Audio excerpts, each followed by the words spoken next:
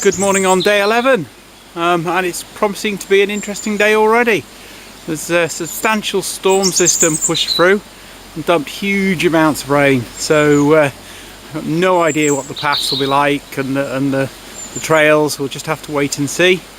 Today can actually be split into two, and there's different versions depending on whose kind of text you read. So it can either be one very long day or it can be two shorter days, and I think, to be honest, I think the conditions will dictate that, and I actually won't make the decision till later on in the day, depending on what I've kind of encountered on the way. The start is over 1,000 feet of climbing, which, as you can see on this road out of Trefor, is obviously now more like a stream than a tarmac road. Well, this is a steep road. Absolutely no let up on the water that's coming down it though. Well, at this point my tarmac stream turns into a track. It's a bit muddy this morning. Just getting glimpses of the old quarry buildings. Because what tends to happen as you go up, you get clearer views, but sometimes because you're going up a pass, it shuts off the sides views, so it's always useful to get a few panoramics just to see if you can capture the full scene. It was really good to see some mountain goats as I reached the open hillside. There was chance for a last look down to Trefor as I kind of finished that kind of last bit up towards the top of the quarries and the pinnacle of the route. There's nothing like a 1,000-foot climb in the morning just to get you warmed up for the day's walk, and that's essentially what I've just done. Kind of just looking backwards now. Last views of Snowdonia, so we say goodbye to Snowdonia and onwards down the Llyn Peninsula. And hello, Llyn Peninsula. I was really surprised that I could see Ireland as I was standing looking down towards Nant Gorfain. The trail is much easier going on this side of the hill, and there's some views starting to appear from various parts of the walk down. Carefully.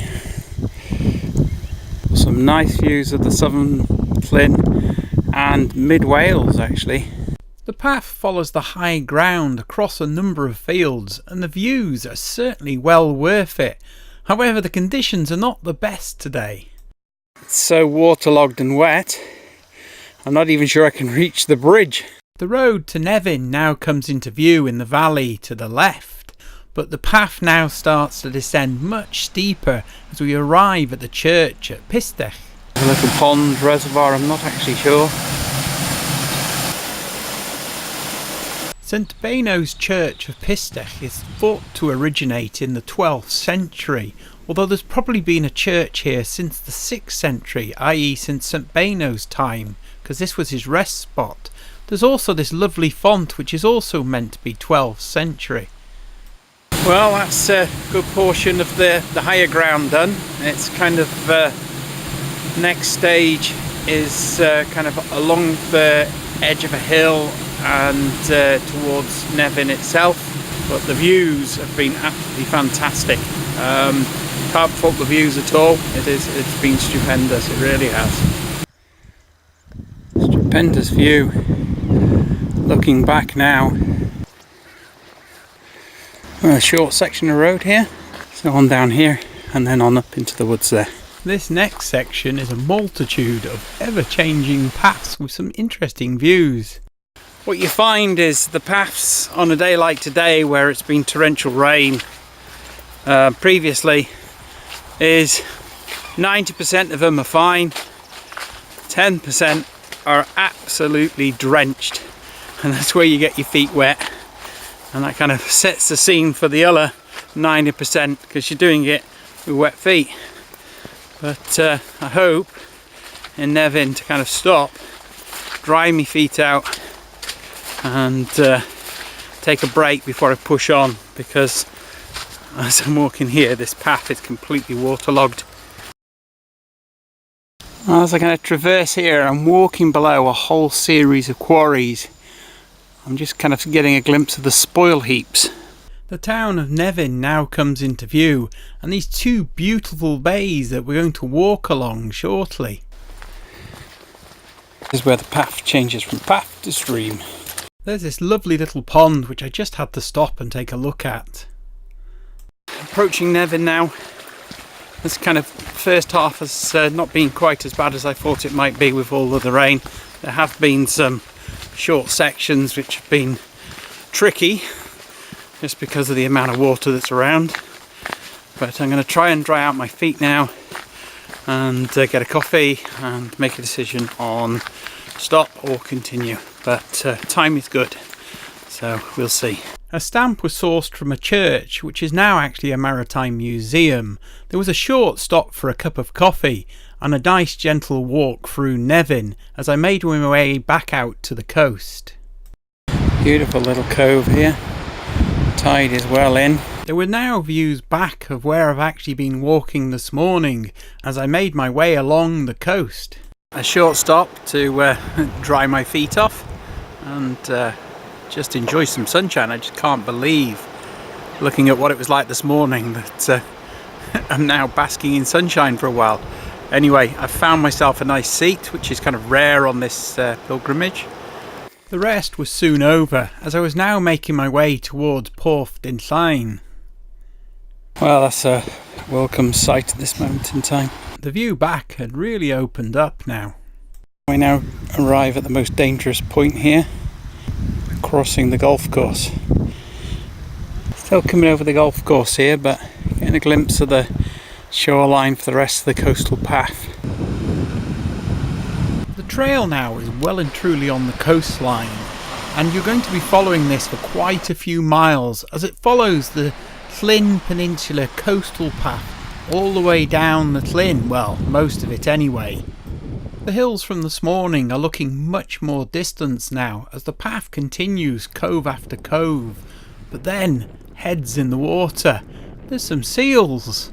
Hold on, that's more than one seal. A whole seal colony with seal after seal in the water. The view inland is of a lonely mountain, well, if you're a Hobbit fan anyway.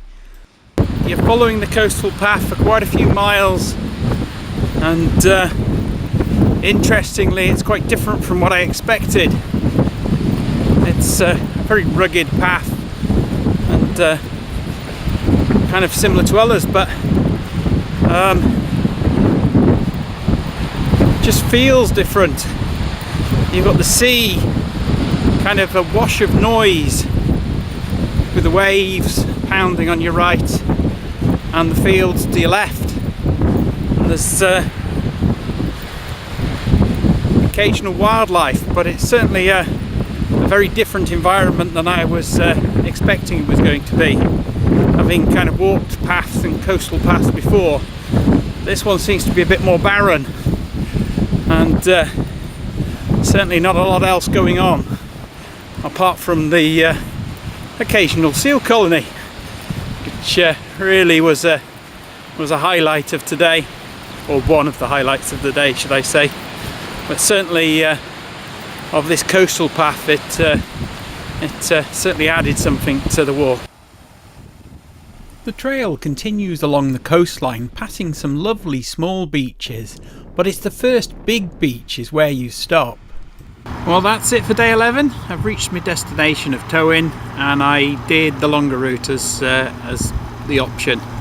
It's been a long day, a really interesting day. There's been some spectacular views.